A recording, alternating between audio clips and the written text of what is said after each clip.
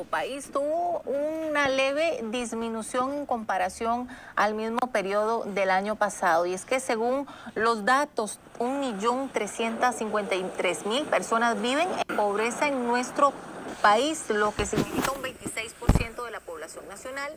Y en cuanto a hogares en pobreza, viven 383.500, alcanzando un 23%.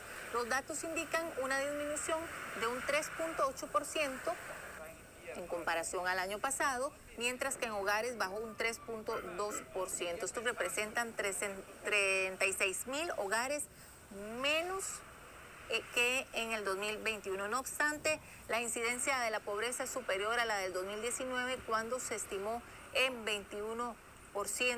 Dentro de la pobreza general, se estima que los hogares en extrema pobreza alcanzan el 6.3%, lo que implica que están en esa situación unos 104.005 hogares.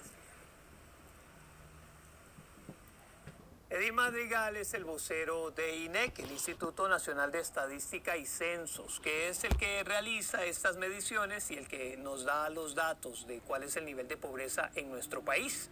Con él vamos a conversar para aclarar este tema de si realmente bajó la pobreza en nuestro país, cómo hacen para obtener esos numeritos. Hola, buenos días, ¿qué tal? Les saluda Alejandro Ramírez. Alejandro, buenos días. Muchas gracias. Un gusto poder estar con ustedes y por la oportunidad de poder compartir los resultados que encontramos en la encuesta. ¿Cómo se obtienen estos resultados? Sí, muy bien. Muchas gracias por esa pregunta. Quizás es medular para entender esto. Lo primero que necesito darme 2 segundos es agradecerle a la población por la información que nos brinda, ¿verdad? Si la gente no nos abriera la puerta, no nos ayudara brindándonos la información, entonces no sería posible saber cuál es la realidad que tenemos. Ahora, para obtener la información, lo que hacemos es, tenemos una muestra probabilística de 13.000 hogares, un poquito más de 13.000 hogares, y todas se visitan durante el mes de julio.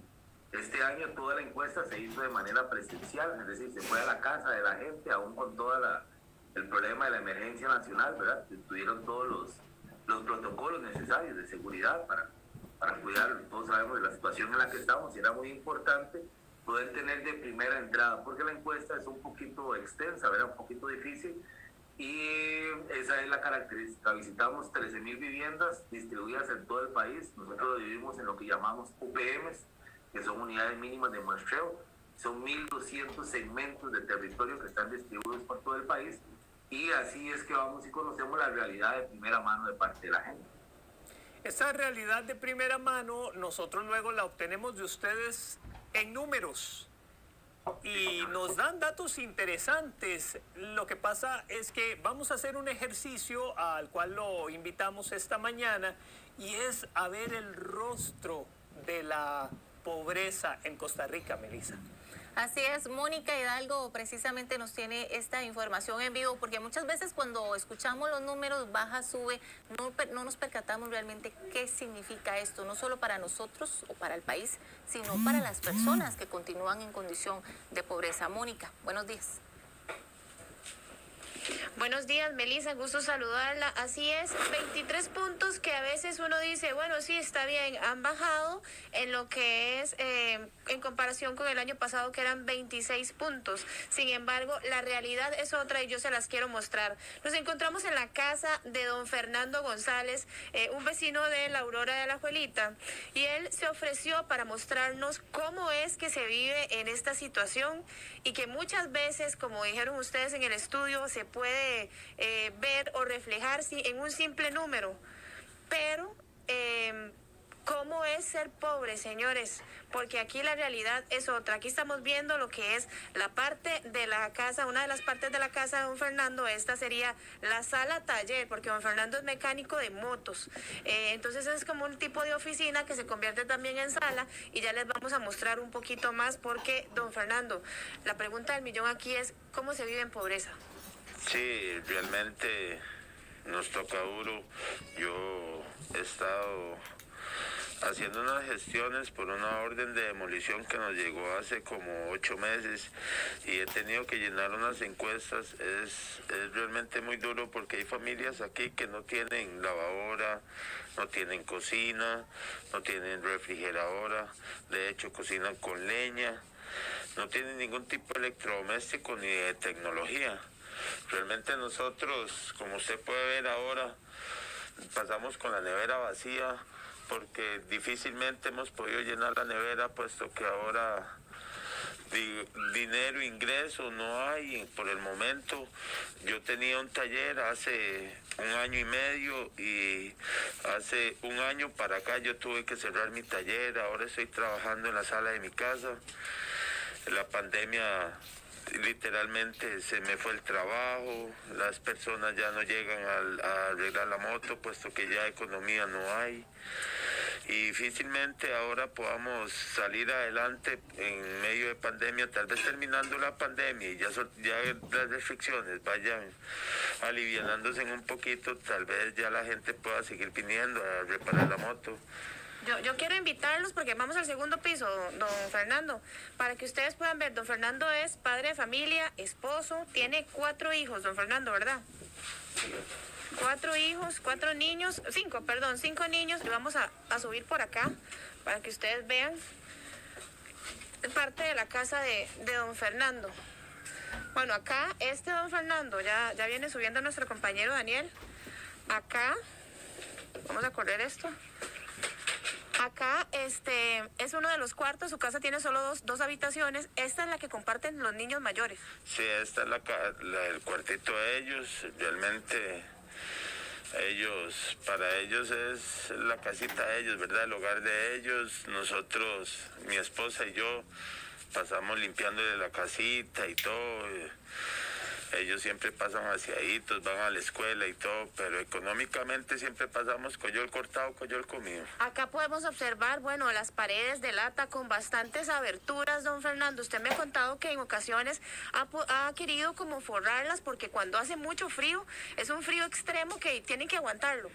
Sí, nosotros siempre hemos querido forrar. Realmente es que el material ha subido mucho, no hemos todavía podido comprar el material, aparte de que no sabemos si realmente vamos a poder seguir habitando la propiedad o si vamos a tener que ir a buscar otra alternativa. El techo, don Fernando, también es evidente el montón de goteras que tiene. ¿Cómo hacen en la lluvia para poder solventar este montón de huequitos o de goteras que tiene el cielo, el techo? Sí, hay ocasiones cuando llueve muy duro que tenemos que ver cómo intervenimos con las goteras.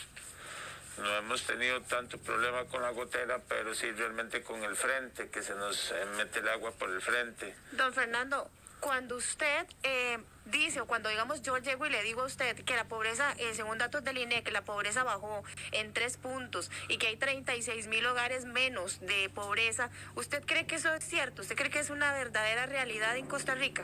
Yo veo como que esos son números, ¿verdad?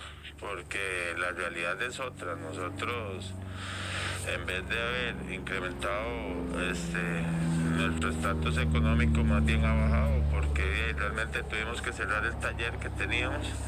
Ahora estoy trabajando en la sala de mi casa y he visto a familias en este asentamiento que se les ha empeorado la vida el último año. No entiendo cómo puede haber una estadística de esas y a qué se basa esa estadística. En cuanto a ayudas, ¿el gobierno les ha otorgado alguna ayuda?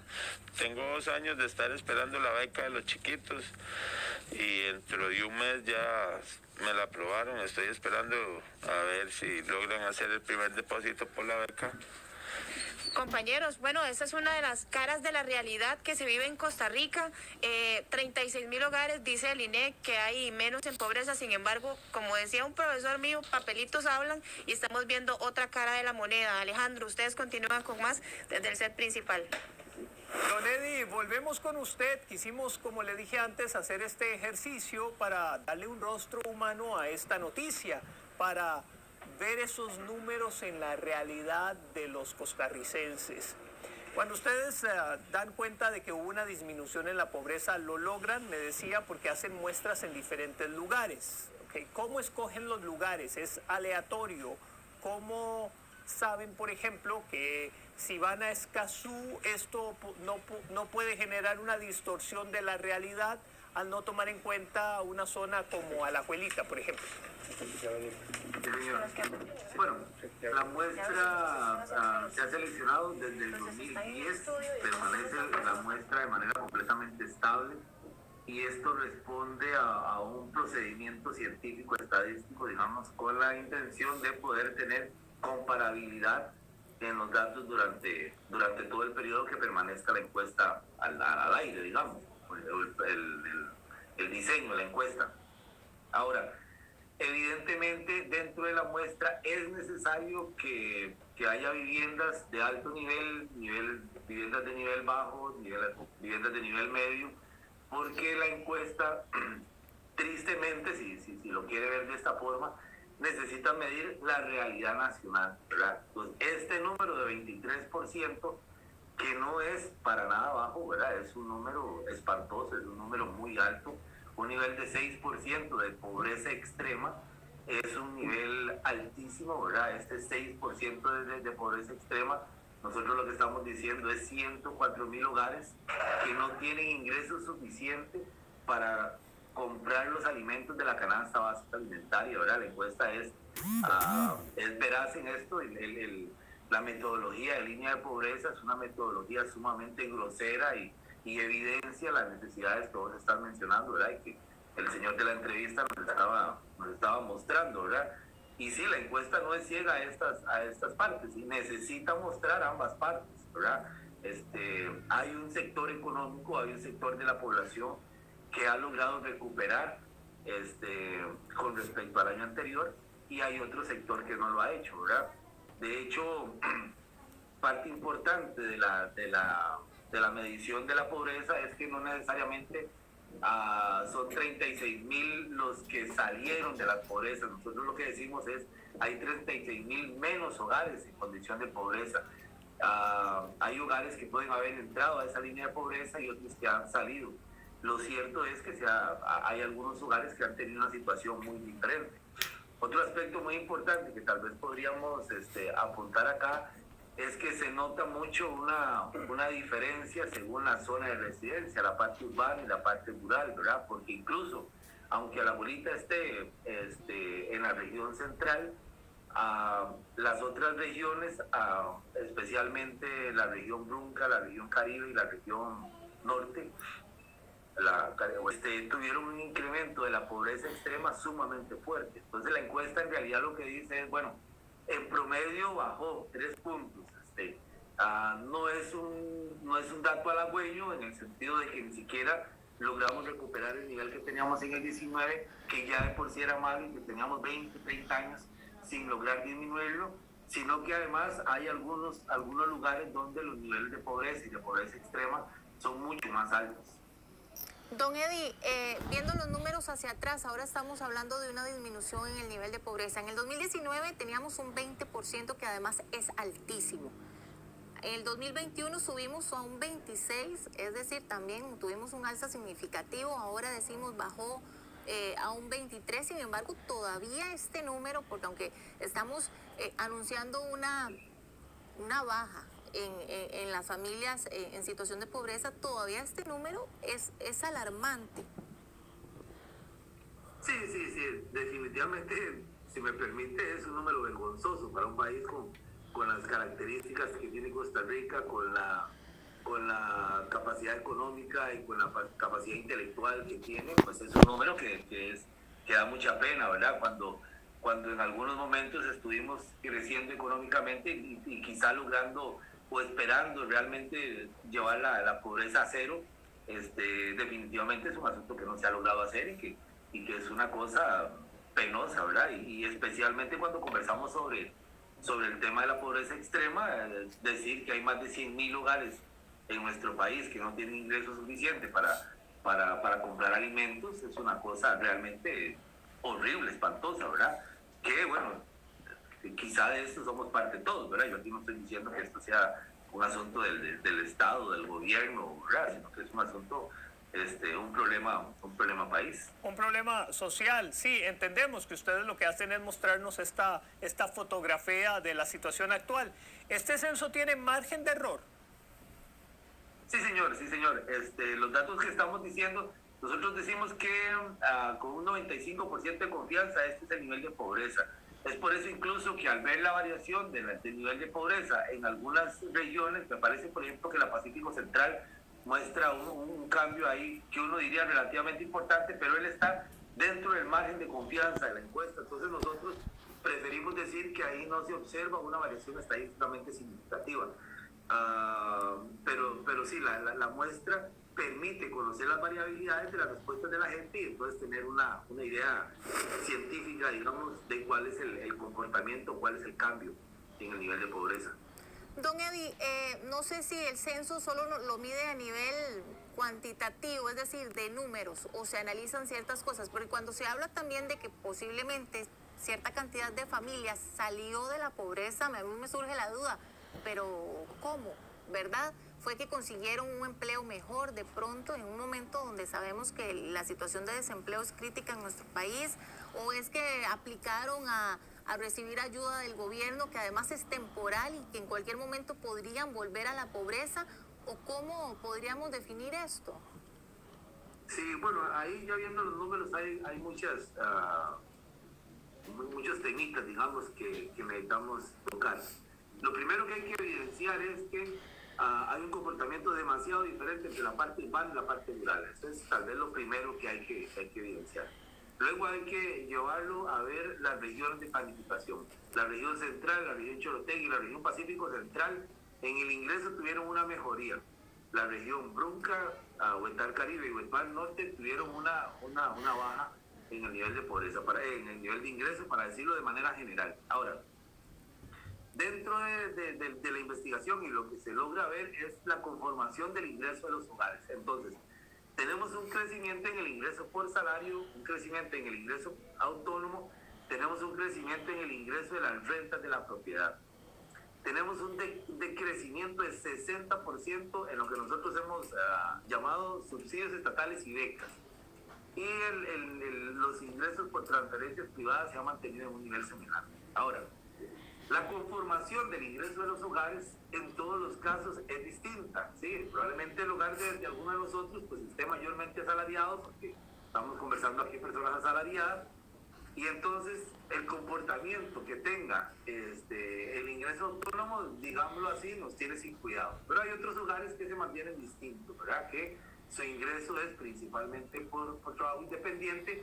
Y entonces, si ajustaron los salarios mínimos, se hicieron una cosa allá en el gobierno y esto, pues a esos hogares lo tienen sin cuidado. Entonces, uno puede empezar a ver el comportamiento según ramas de actividad, según niveles de educación y estas otras características. Un aspecto muy importante es que hay algunas regiones donde la incidencia de la participación de los subsidios estatales y becas es sumamente importante. Esa es la característica que más ha develado en estos últimos 2 años el comportamiento de la pobreza, por ejemplo, de la región Brunca. En la región Brunca, el nivel de pobreza creció 7 puntos porcentuales con respecto al año pasado y ubicándose en el nivel más alto que ha tenido. Cuando uno ve los números, lo que se da cuenta es que los hogares de menor ingreso en la región Brunca especialmente dependen de los subsidios estatales y becas. Entonces, esos hogares se ven mucho más maltratados, digamos, o esas regiones se ven más evidenciados. El año pasado, para usarlo de ejemplo, de hecho, la región Brunca tuvo el comportamiento inverso a lo que estaba teniendo el resto de la realidad nacional y el nivel de pobreza había disminuido.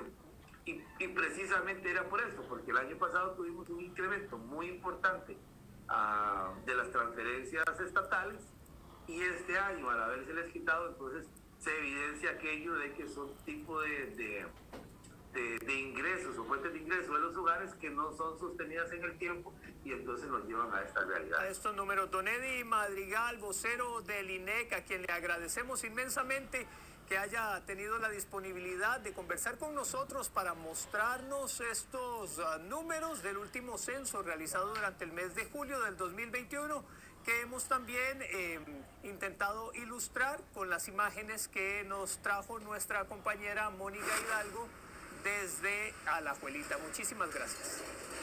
Con mucho gusto, Alejandro. Señorita, que pasen muy buen día. Gracias, igualmente.